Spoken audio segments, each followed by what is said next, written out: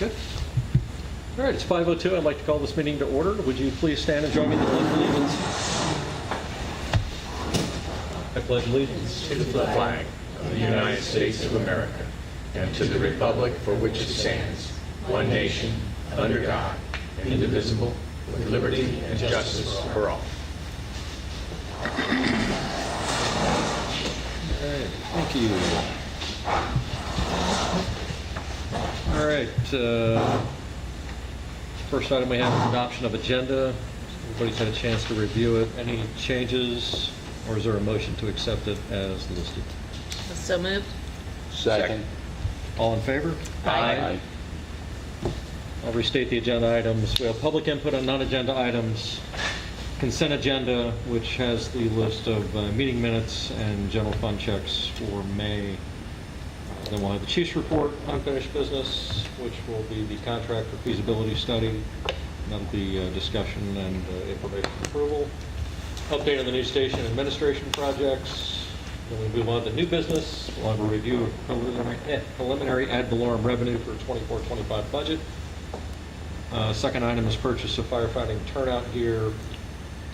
Third item will be the resolution for the chief to execute the contract on the purchase of property, which we previously approved that amount back in January, I believe it was. We'll move on to fire chief remarks, commissioner remarks, and then we will adjourn. All right. First item we have is public input on non-agenda items. Mr. Patani? Nothing? Good. Thank you for being here. Thank you. You're our one member of the public You're tonight, it. so we appreciate it. All right.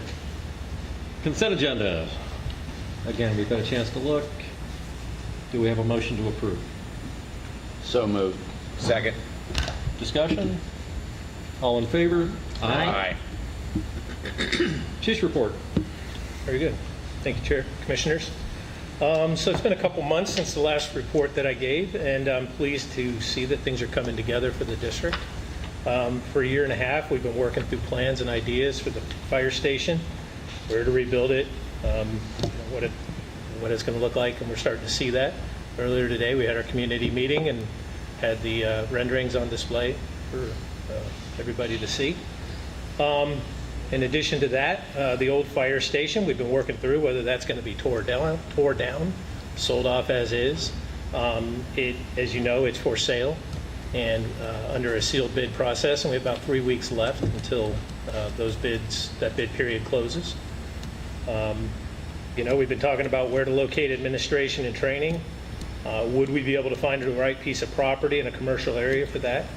Will we have a fire truck when the new station opens?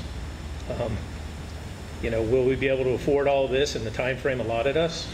And then with so many moving pieces, really the question was, what could go wrong? But I'm happy to say that, the leadership from this board, the guidance and finance that we've received from the state and FEMA, and then, of course, the internal staff, the pieces are all coming together. We've been navigating the maze together and dealing with ideas and issues and making great progress towards our goals. Earlier, we got a first look at the new station, a sign that we're now finally starting to look over the horizon towards our future. Our preliminary revenue projections indicate that our community is also reemerging from the effects of Hurricane Ian as well. And I'm happy to say the future Fort Myers Beach community looks bright. It is June. We know we're officially in hurricane season. The experts in the media are tirelessly reminding us and reporting on the fact of the environmental conditions we have with La Nina, the amount of storms that we'll likely see this year. Nonetheless, we're ready. The district is proactively preparing like we do every year. I'm happy to report that there's a good amount of collaboration between us and the town and Sheriff's Department. And the town is working on their passes and how to deal with the people. Point is, all the agencies are working together. If a storm comes, we'll be ready. For administration, it's been a somewhat quiet couple months for administration, not to mean that there's not a lot going on, but as far as highlights go, the one thing I want to hit on is that I believe we're down to 2 FEMA projects open. So we're closing out a lot of the projects like the fire stations and stuff like that. And those projects are moving through their process, and we've seen about 4 of the projects close out, so, or be, have dollars allocated. So, the ones that are still outstanding are our longer-term projects. The one is the public meeting space that was attached to the fire station. That will be open for a while. It's attached to the admin building, so it'll be ongoing. And then the fire engine, until that's bought and paid for, that project will remain open. Chief Kraus has been working to complete our Class A dress uniform project, getting everybody changed out. Soon, all of our members will be finished with being outfitted with Class A uniforms, and these are being custom tailored, so very reasonable.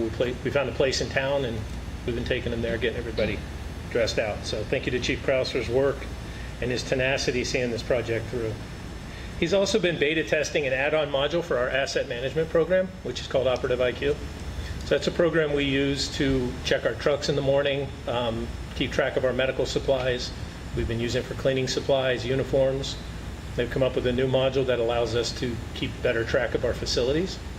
So Randy's relationship with Operative IQ is long-term, and we are one of the beta sites testing their facilities module, see if it's something that'll work for us. Basically what that'll do is help put all of our equipment and stuff on a, be able to track all of our air conditioners and our maintenance schedule, replacement schedules. For operations, highlights for April and May include live fire training, structural collapse training, and officer development. In May, we had firefighters Adamas and Dieppe, along with Chief Armiger. They participated in an officer development training. This 3-day training was provided in Pensacola Beach through a company called County Fire Tactics. Also in May, firefighters Gaudet, Carano, and Miranda, they completed their training to become certified structural collapse technicians. This is one of the 5 disciplines for the urban search and rescue members. And those folks are actually interviewing this month for their positions on the team. So I'm confident they'll be accepted, and I'm sure they'll serve the team well. The structural collapse technician in that particular discipline is 80 hours. It's 2 weeks of training, and that was done through a multi-agency training. It was hosted by South Trail Fire District, our neighbor in town. And then also, as far as multi-agency, we had our crews participated in live fire training, and this was done up in the city of Fort Myers. One of the housing projects up there was being torn down for rebuild. So we went, instructors from all over the county got together, met up there, and we prepared these buildings, taking out all the products that can't be in there when you're burning, boarding up the windows in such a way that the boards can be open, let the heat and smoke out. We prepared probably about 20 duplexes or triplexes, all in the community. And then over about a 6-day period, crews from all over the county came together, and they were able to get in and do live fire training. So it comes along every so often, but not very, so it was very, very valuable training for our crews. So on behalf of the entire FMB district, I'd like to say thank you to the city of Fort Myers and South Trail for opening up their agencies and including everybody else in this training. Also, to date, we've had our members, we've had Florida Power and Light, they have come in and given all of our members training over a 3-day period on power line safety, how to handle that. It's down power lines, it's power poles that are on fire, how to deal with the ground vault transformers and things of that nature. And that service was provided by FP&L. They come in occasionally. It's provided at no cost to us. At the same time, TECO also came in for the last couple months, and for 3 days they came back every day and gave 2 sessions each day to our crews on how to handle the natural gas pipeline leaks. One big highlight there, if you don't know, when those pipelines get shut down, it is a monster process for them to bring the lines back up. So it's very common, you wouldn't think, but it's very common that when there are pipeline leaks, that they fix them live, they fix them hot. They don't shut the lines down. So if they shut down a main line, they have to go to every occupancy, secure the appliances, make sure they're turned off before they charge those lines again, and then go back and start every occupancy. So that can get very extensive if it's a condo, a high rise, something like that. Yeah. So for that reason, where we have a tendency to fix stuff quickly, we find valves and shut them off. And the gas companies love to provide us training to help us help them. So we had that training from both FP&L and TECO the last couple of months. Also under training, we had our medical director, Dr. Pereira. She was in district to provide hands-on training in person with our folks. She delivered training related to managing a patient's airway and the skills and pharmacology associated with providing care for improving those patient outcomes. The program provided basic life support and advanced life support levels of learning for our folks. So thank you to Dr. Pereira for providing those live-in services to our team and giving our members the opportunity to ask questions and have dialogue in real time. Dr. Pereira, since she's going into, I think, our third year with her as our medical director, very hands-on, very present, and just super approachable. Throw a case out there and they'll sit in a round table and, what do you think about this? What do you think about that? So having that access has been super beneficial for our folks. You'll see under training hours for each of the shifts, we're somewhere between 1,200 and 1,400 hours for the last 2 months. So somewhere around 500 to 600 or 600 to 700 hours per month per shift. Our crews have been doing a lot of training that is higher than normal, and but with all the formal training and stuff that we've been providing, they've been taking good advantage of it. So thank you to our folks. So on the next page, you'll see I have the call volume and response times. The first two charts are our call volume, and you'll know for the last few years, I've been comparing the time period in the year before the storm to current. And as you'll see, before the storm, we knew our distribution of calls was 3/4, about 75% medical, 25 fire, or fire alarms, electrical hazards, elevators, things of that nature. After the storm, we're still seeing more of a 50-50 split. So about 45% of our calls in the 2-month period this year, about 45% were fire related, with 55% being medical related. Interesting enough, we're kind of steadied out. Where after the storm, we were seeing the calls drop by about 50%. They've increased, so we're about 60% call volume what we were before the storm, but we're kind of plateauing right now at that 60% level. We know people are going to come back when the condos open up, but we're still sitting about 60%. And you'll see on our average response times, we're running 6 minutes, 42 seconds, and that is very comparable to where we were both before the storm and in the months since the storm. Under fire inspections in Jennifer's branch, you can see 2023 versus 2024. Our fire inspections are up radically, which we knew they would be as buildings were being put back together. So you're seeing about almost 100% increase in fire inspections over last year this time.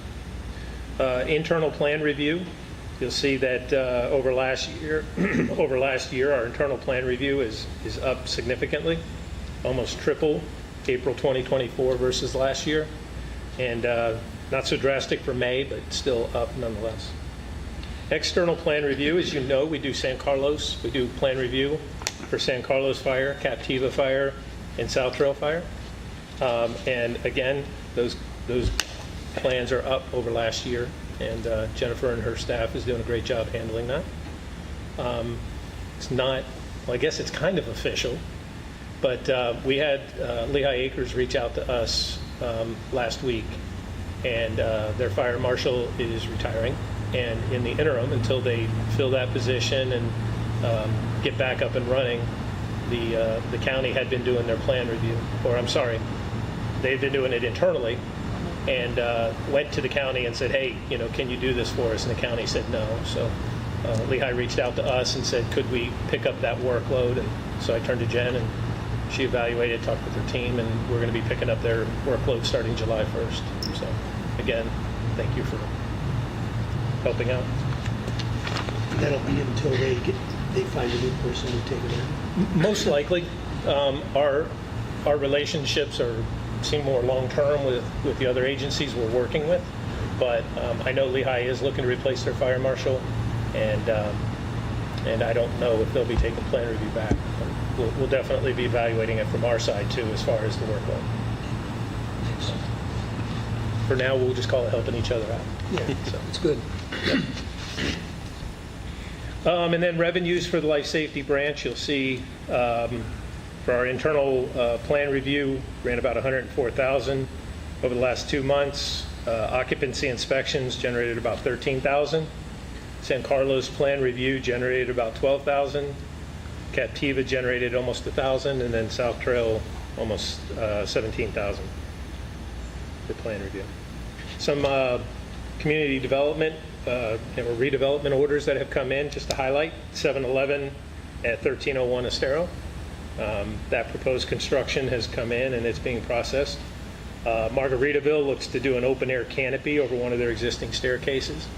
So doing a few add-ons to the new building. And then at Ocean Harbor, they're doing the removal and replacement of their commercial docks. So that will have fire suppression systems included in it. And then for upcoming events, we have the 4th of July coming up. We're in the final stages of tightening up all the fireworks permits, and it'll be all out on the barge, but those pieces are coming together, and looking forward to a good event on the beach. And then finally, for my report, district anniversaries. I just want to recognize driver engineer Alex Gonzalez. He has 19 years of service. And then we have firefighter Ivan Rojo, Kevin Hernandez, and Keith Gaudet, all with 6 years of service. And firefighter Cracchiolo and firefighter Fisher with 5 years of service. That's awesome. And that's my report. Thank you. Yep. Thank you, Chief. Any questions on the chief's report? All right. Thank you. Yes, sir. We'll move on to our next item. Unfinished business. Got the contract for feasibility study. Chief? Yes, thank you. So in front of you, you have a hard copy of the draft contract with J. Angle Group.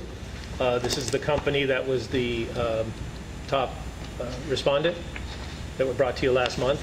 Over the last month, us and Iona McGregor have been working through this contract with Mr. Angle. And the reason you have the hard copy in front of you is the final change came in since I built the board packet. There are 2 items that are in red. They're very minor. And from our perspective, we're okay with the change, those final 2 changes. So I have it in front of you tonight to authorize me to enter into that agreement. Iona McGregor has their board meeting next week, and so long as it's okay with their board, Chief Comer receives approval, we'll execute the contract and get going with the study. All right.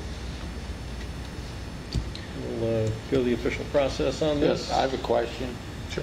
Once the study starts, we approve these guys tonight and they start in 2 weeks.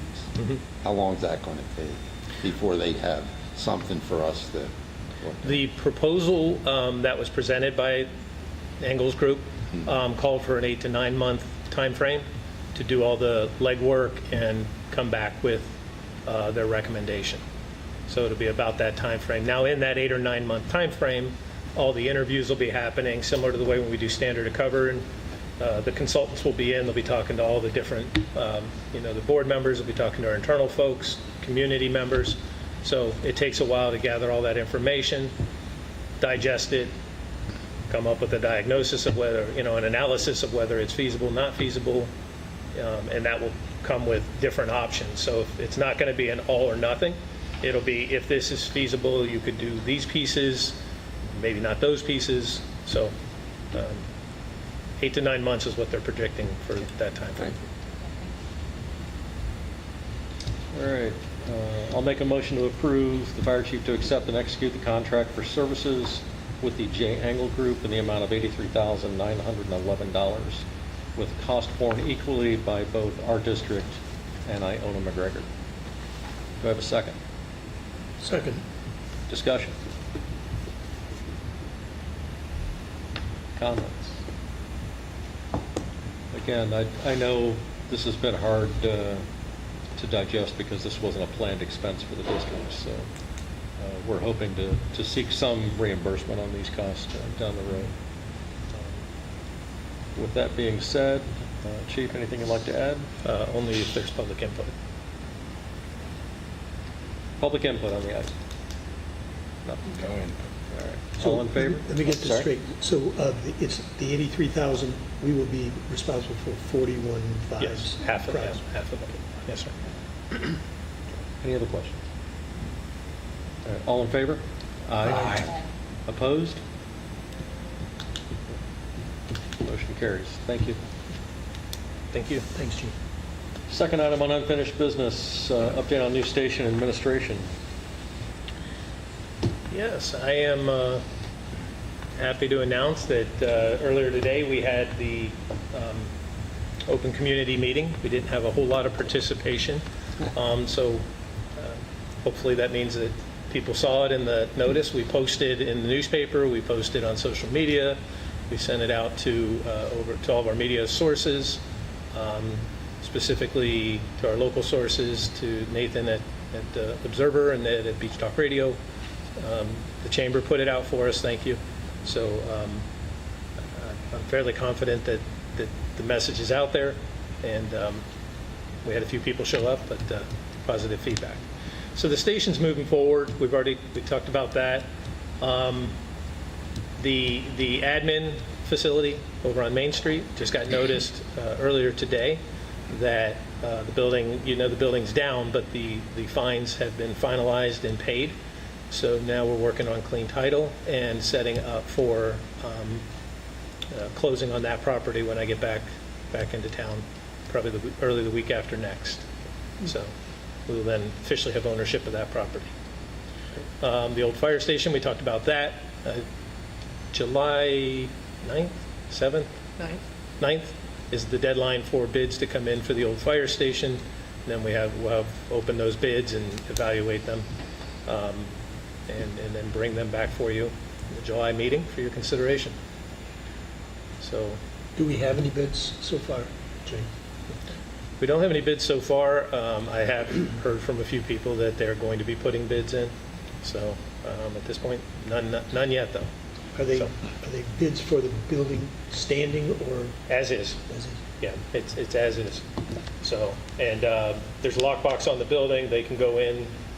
We have used the Realtor in limited capacity because this is a sealed bid, so they don't really have to carry it through contract.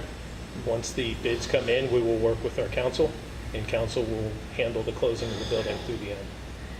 So, Thanks. Chief, have we had any comments, positive, negative, on this, on Station 31 or the other property? Has anything come across your radar, or what were some of the comments that you had today in the open house?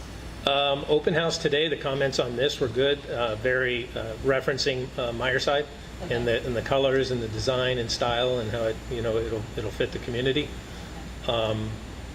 So the comments on this have been positive. There's, on social media, reading some of those comments regarding, station on the front of the property versus back of the property.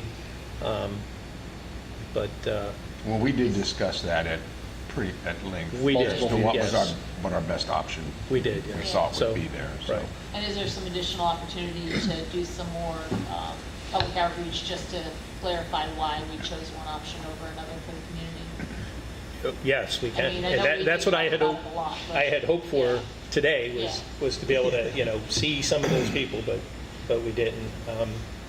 I don't believe we really need to address the issue at length because look at the turnout. And, and if you go on, I stay away from social media, but this issue, I thought, oh, okay, I'll give it a shot. And, where is this? They don't even know what end of the island it's on. And so to ask our chief we don't need to do anything. It's our property. It's been noticed. We're going to have signage. This is what we're doing. We've analyzed. It's basically a toss-up, and we chose the front because my constituents want to see where my money's going. And there it is. It's the library, and then here, and town hall. and Myers side, it's going to be nice. The heart of the island, that's what we're doing here. Yeah, it's a Why government. should we hide the place? There, and I don't do a lot on social media, but No, stay Jen will say, hey, you need to read some of these comments, and she'll keep me informed, so I'll go and read. I did respond the other day and to one of the people on there and said, I appreciate that you have an interest in the government, and we're here. Come in, I'll sit down with you. So I've reached out, I've responded a couple times, and the people responded back and said thank you, and I appreciate that. That's perfect. I haven't had anybody come in yet, but we're there. I mean, the books are open, and it's an open book. So That's perfect. yes. Yeah. This is also it's not a 2-year project we're looking at. This has been 4 years with Yeah. an intermission, so to speak, for a natural disaster. For hurricanes. It's unprecedented. So, the communities, I remember we had one gentleman who spoke out initially, probably 3.5 or 4 years ago. And it wasn't to a negative. He just expressed his concerns and what he didn't want to see and what he'd like to see. And, that's our job, and the community is always welcome to come and comment. We'll be giving progress updates on where we're at in the design phase and different levels. And today we had the architects and the builders and everybody on site for questions. Should people have had them? How are the pictures in that, how are they being distributed to the community? So this notice went out. We posted it. We noticed it formally in the news press, and then Jen puts all of these on our site as soon as they're ready to go. And so for the meeting today, that went out through the chamber. It went directly to Ed Ryan and Nathan. It went out through our media group, which goes to the news stations.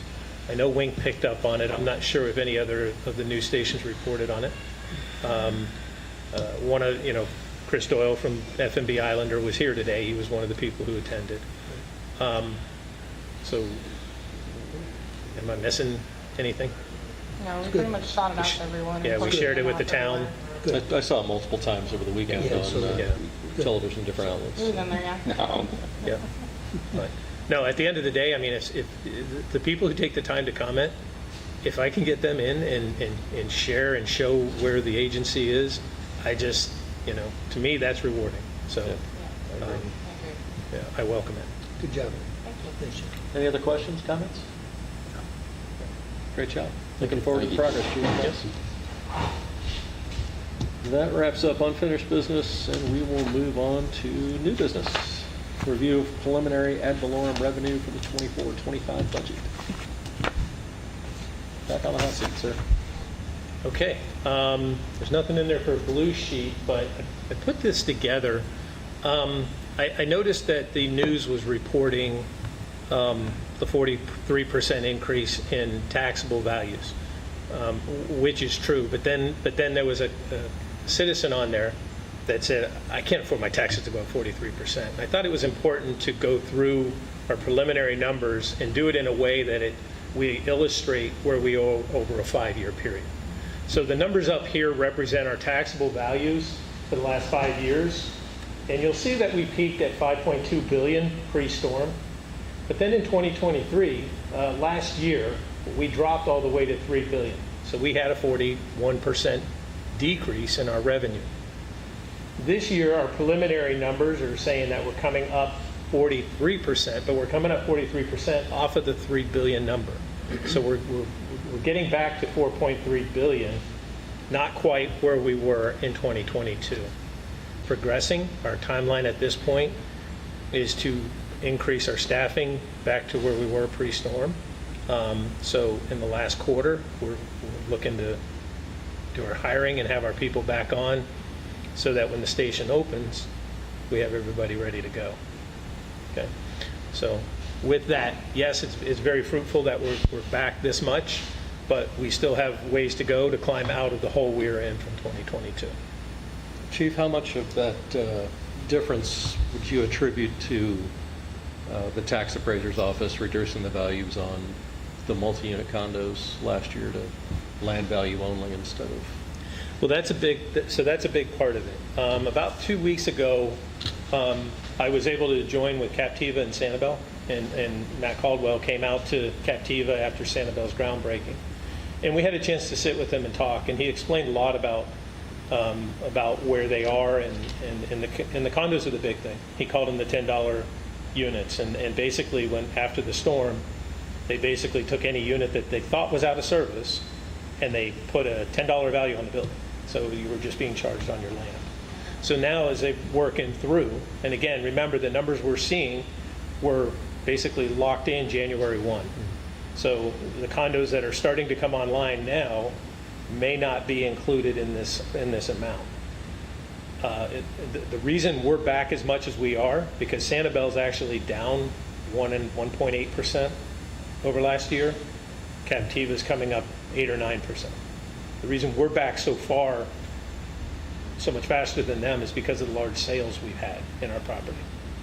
It's Red Coconut, it's Outrigger. Those all happened and closed before January 1. So we're having a lot more new construction that is going to be coming on board. But basically, the turning over, the sales of the land is what's helping us recover at the rate we're recovering. Good. Thank you. Anybody else? Nothing. Thank you very much, Chief. Appreciate it. Okay, thank you. Second item under new business, purchase of turnout gear. Yeah, I'm excited for this one. We've been talking about this over the last few months. As you know, we had it in our budget to do, on the 5-year cycle, replace the turnout gear. And that got put on hold when the nationwide discovery of PFAS in our gear came up. So we were waiting.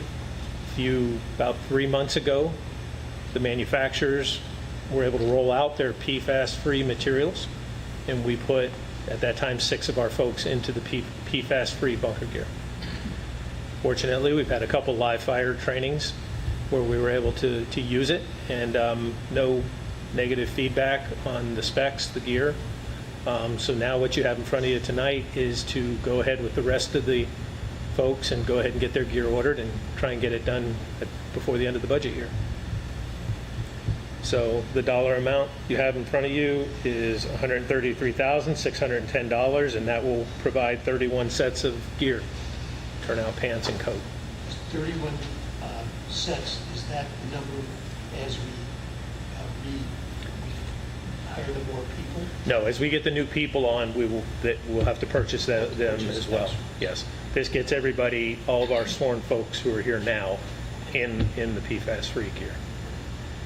The existing gear that we have now will be our backup set. Remember how we talked about 10-year life cycle? Okay, so this will get us, and then 5 years from now, we'll be coming back and we'll be doing it. This gear that we're purchasing will go into backup status for the last 5 years of its life. And that's because it's custom fit to the person? It is. So Yes. then Yeah, they're all you don't- measured to the person. So if you haven't hired them yet, you don't know what size to buy? We don't know what size. You can do generic sets, but so there's a couple different factors in the specs on the fire gear.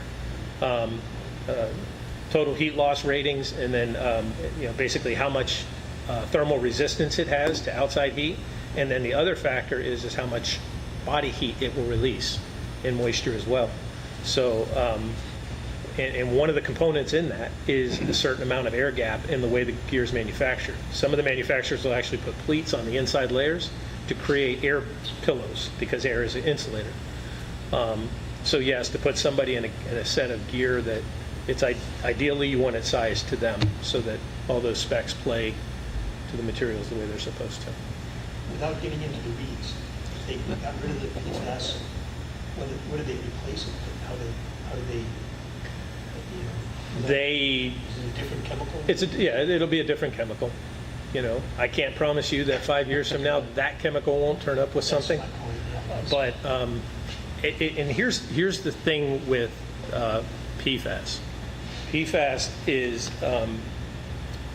it's similar chemical to like you have in Teflon and whatnot, but anything that will shed heat like that or provide you those protections are going to be some kind of chemical-based materials.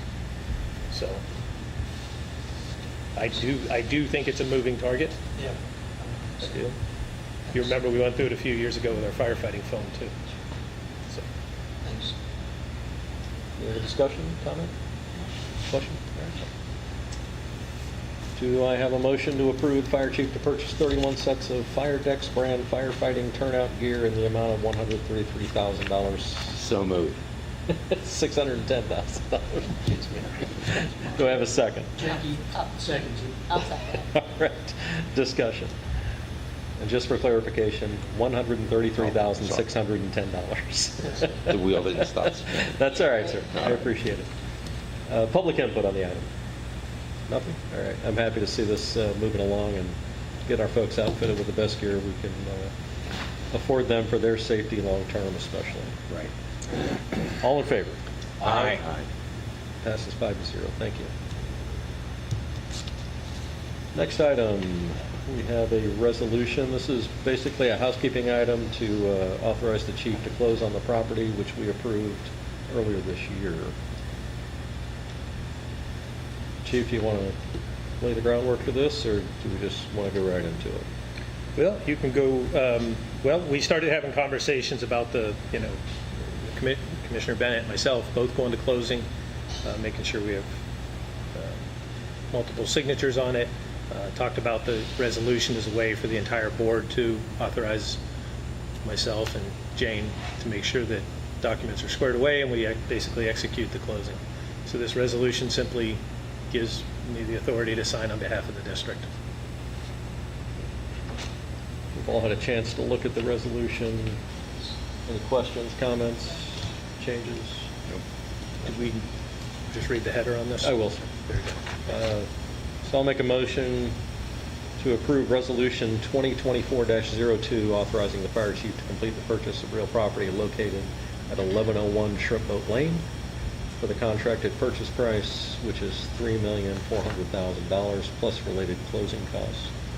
This is a resolution of the Board of Commissioners of the Fort Myers Beach Fire Control District authorizing the fire chief to execute purchase of real property located at 1101 Shrimp Boat Lane in Lee County, Florida for the contracted purchase price plus closing cost, providing for severability, providing for liberal construction, providing for Scribner's errors, and providing for an effective date. Any further comment? Question? Question. Are we going to build a $14 million training center over there, Chief? No, sir. Because I've heard that many, many times. Yeah, So we're not, right? no. No, we are, We're not? You sure? I'm 100%. Thank you so much. Let's put that rumor to bed once and for all. Thank you. Coconut Telegraph. Thank you, strikes sir. again. Right. Anybody else? Public comment? Going once, going twice? All right. All in favor? Actually, we need to do a roll call on this. My apologies. Good. We do these so seldom. Commissioner Wood? Aye. Commissioner Nickel? Yes. Commissioner Fleming? Yes. Commissioner Lezak? Yes. And myself, I also vote yes. Motion carries 5-0. Thank you. I'll say yes. We not, I meant The meeting is second on that one. Get second. We did, yeah. Jack. Oh, that's right. All right. On to fire chief remarks.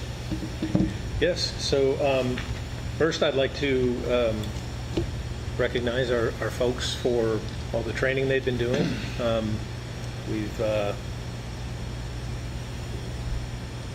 Our teams are engaging and taking ownership and helping out in many different ways, and it's greatly appreciated and recognized, and I think we're in a pretty good place right now. We have had one negotiation session. We have our second one tomorrow, and those are going fairly well. Jennifer Gordon, as you know, is our DVP, and Jen has had one negotiation meeting, but Jen is also retiring, so I want to recognize her. July will be her end date to give her 18 years on the job, and she's been in the drop for a couple years, and she's ready to go. So we're going to miss her and thank her for her service and whatnot, and hopefully we can get her here in July and formally recognize her. So the only other thing I have is I'm happy to say I want to welcome, I know he's not here tonight, but would it be Commissioner-elect Farrell So for Commissioner Wood's spot, Commissioner Wood told us he wasn't running again. Commissioner Farrell, or Mr. Farrell, put his name in, and he ran unopposed. So congratulations to Commissioner Fleming for also running unopposed. I appreciate this board and your guidance and leadership and stability with everything we're going through. So other than that, that's it. Thank you, sir. All right, on to commissioner remarks. Commissioner Wood. I was kind of amazed by the amount of training, the depth and the scope of training that's been going on. Sounds phenomenal, especially getting PL and the natural gas, something that I wouldn't normally thought of. You think that the training is mostly fire related, and of course that is, but it's a whole nother layer of the depth of training. So I appreciate all the work put in by all of our employees and our firefighters and our administrative staff too. I want to thank Jennifer, looking at the plan reviews and the fire inspections, and the numbers that you're dealing with is phenomenal. And we appreciate, and please thank all the people that are absolutely out there doing it too. So thank you so much. That's all I have. Thank you. Commissioner Nickel. Yeah, I caught the training for FPL and gas, as well as I hadn't really thought specifically about that. We had a bit of an FPL emergency where we live this week, and the fire department did not have to respond. It was an amazing miracle that they didn't, because there was quite a boom and quite a fire at the transformer, the big green boxes that live around all the buildings here. But I could see when they opened that box up and I saw what happened in there, I said, wow, that would have been amazing. The fire department would have had to deal with this until FPL could get out here. So I was really glad to see it just all kind of came together with it, that it showed up tonight. So I also would like to thank you, Chief, and the staff for navigating the district through some challenging times here of late, both fiscally as well as trying to scope out a direction and a path for the firehouse and the fire administration building, and many moving parts at once. And you all have done just a magnificent job of keeping all those parts going, keeping this district headed in the right direction. So I thank you. Thanks, sir. Commissioner Lezak. I'll echo what the other gentleman has said. Just want to say thank you to the team for continuing to train and going above and beyond and looking to further their careers and educate themselves and advance in the respective areas. I believe in that. I think it's very important. I'm glad to see that we have folks taking advantage of that. I got to meet with a couple of folks this morning as they just started out their training, and I thought that was really great to see them having all the equipment out. And I didn't have a whole group here, but a few of them, so that was kind of nice this morning. And thank you to that. Thank you for their continued response to construction incidents on the island. We have quite a few. I've been close to a couple of them as they've happened, and I've been impressed with the response and the professionalism and just the caring and concern that they're showing. It's difficult.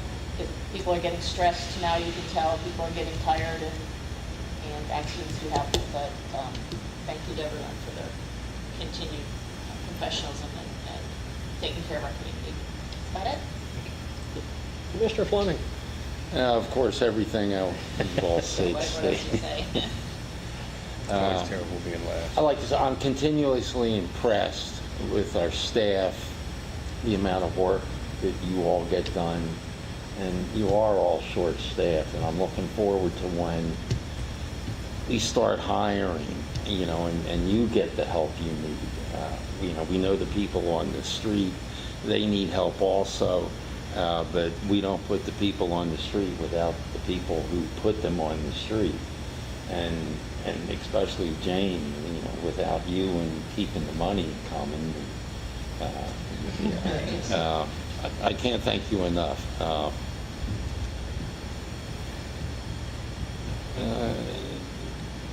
A good meeting. This island's coming back, and we're coming back, I think, a lot faster than most people thought. I didn't think we'd come back this quickly, but it is. You know, the town's moving forward on a couple big projects. They can't approve anything until it's before them. I think we're going to have a lull for a while, but we're moving forward, and I'm glad to be here. Thank you. Oh, and it's so nice not to have to run. I didn't want to have to stand in the middle of the street on top of the bridge for a month, but I would have. John, can I add one thing? You certainly may. Looking at the drawings and that, I really like the looks of the new station. That is so cool. Yeah. It really is the epitome of the beach. It looks like a beach house. And I think that's really well done, and I'm looking forward to that. That's it. Thank you, sir. Again, I'd echo what everybody else has said. Good meeting. Congrats to our folks with the longevity anniversaries. That's always an exciting thing to see. Nothing shows the success of an organization like people who remain there and continue to grow in their careers. And that's always exciting to watch our folks develop. And, you know, a lot of those were sworn in my first year or so. So it's nice to see them moving forward. I'd echo what Ron said. The community construction is probably the one comment I keep hearing more and more about from everybody else is how much new construction we see going on. And like us, you take a bike ride on the beach a couple times a week, and you see the small things that are really big things. Whether it's a modular or something built front that's 7,000 square feet or better, it's impressive to see them all moving forward and folks coming back to our community.